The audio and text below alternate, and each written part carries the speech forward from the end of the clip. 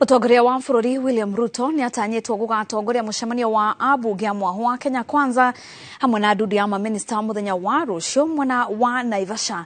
Kũringana na mwaria wa thirikari Isaac Mwaura, mũcemanio ũyũ ũtanyĩtwo kwarĩrĩria ũruti wĩra wa honge na wabici cia thirikari nĩguo kũmenya hihi nĩ honge irĩkũ iria cigwĩkĩrĩrwo mũno mwaka-inĩ ũyũ.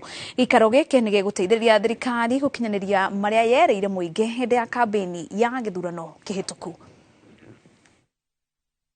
The government will be having its second annual National Executive Retreat, which will take place from the 18th to 21st February 2023 at Lake Naivasha Resort, Nakuru County.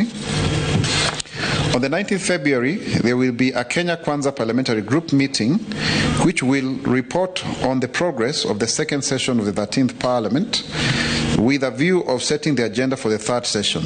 On the 20th and 21st February, Cabinet Secretaries, Principal Secretaries and other senior government officials will review the performance of the current administration in implementing their better plan, as was agreed upon during the inaugural retreat on the 5th to 8th January 2023 at the Mount Kenya Safari Club in Nanyuki, Nyeri County.